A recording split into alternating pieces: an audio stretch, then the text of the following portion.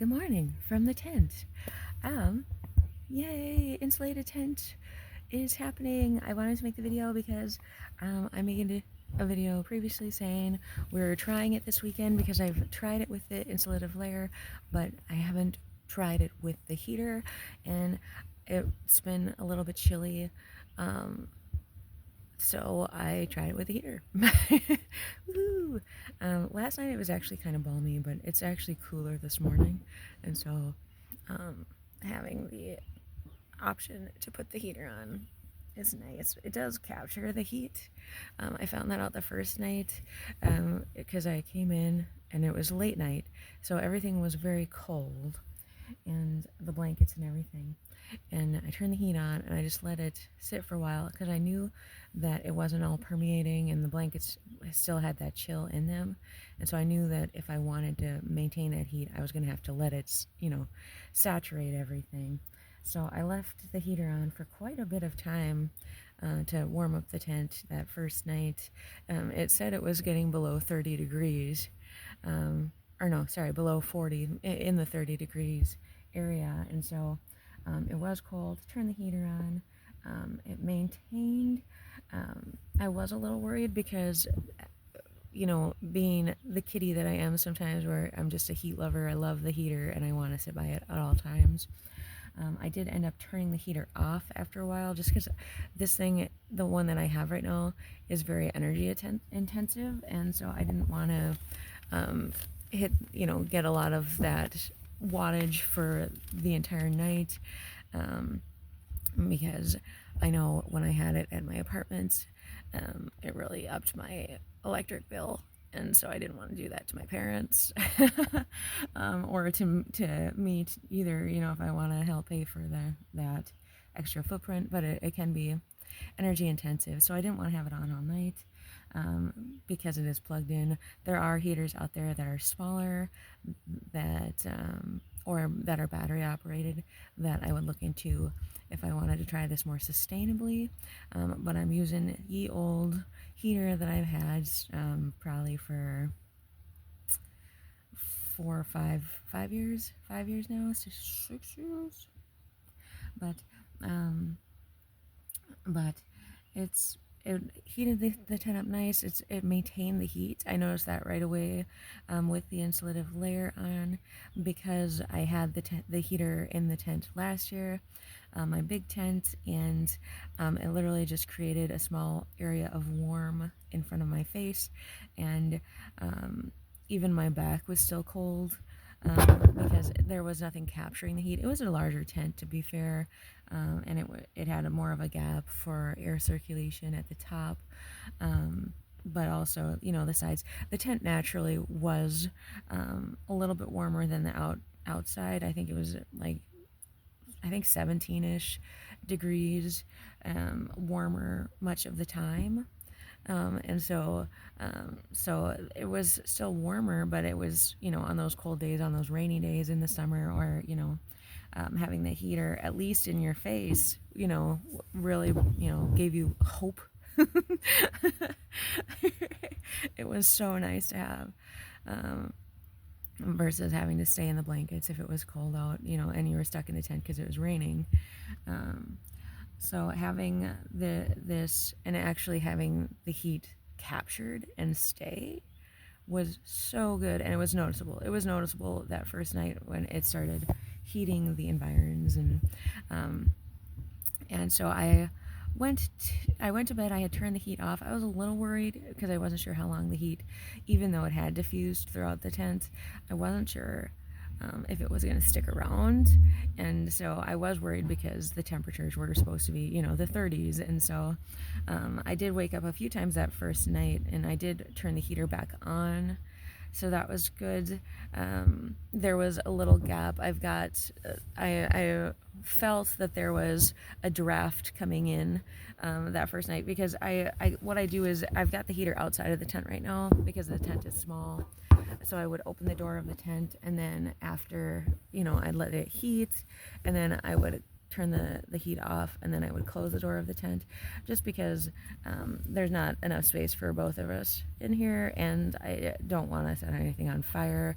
The heater needs to have some space behind it to for safety, and you don't want to have anything like directly touching it either, because of the fire hazard.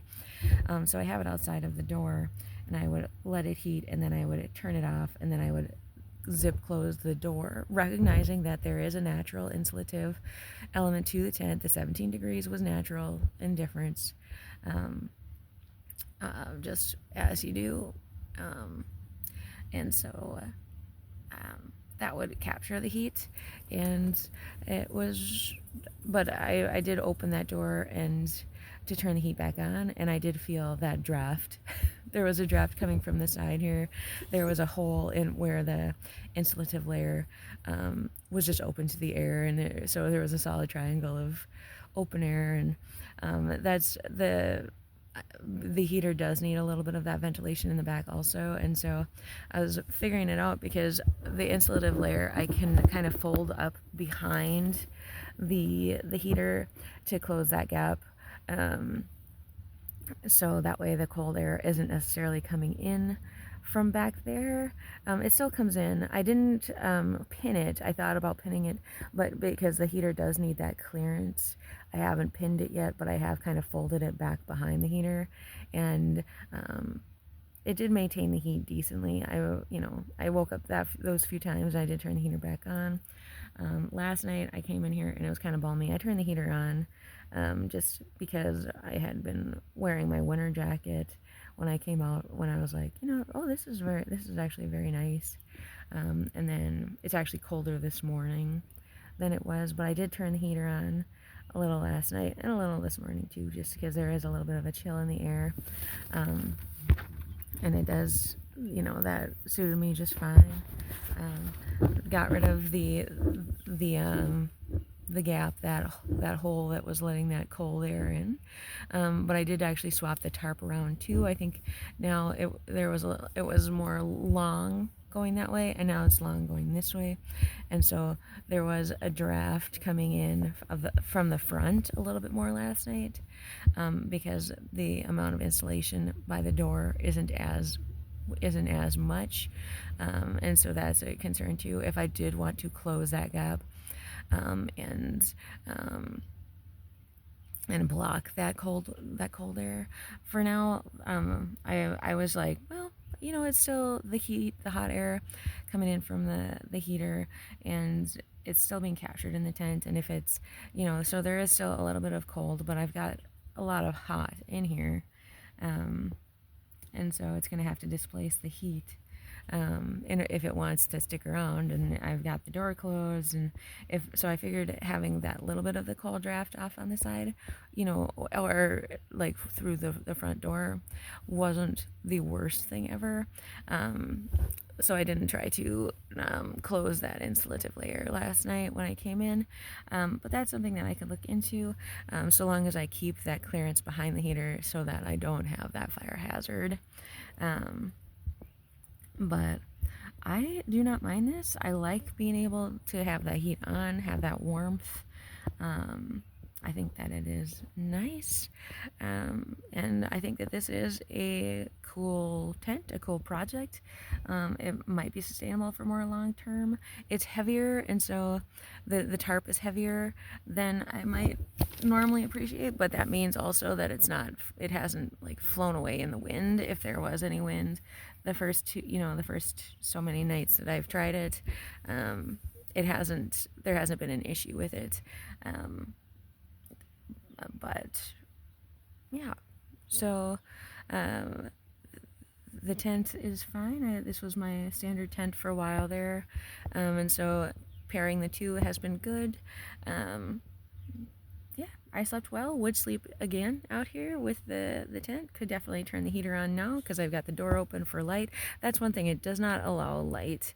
It's light blocking, and some people actually might like that, because if they want to sleep later or longer, some people like to have the light cancellation like blinds, you know. I'm not that person. I have been closing the blinds, like out of habit, but I can sleep with or without those. But it does block the light, so you can be in here. It's actually a detraction during the day if I were to want to sit in here during the day, because it is so dark. And so my inclination is not to be in here, but that's actually not necessarily bad because I've got other things to do out there. Speaking of, I should get to it, but I just want to make this video. I hope you have a great day, and I'll talk to you later.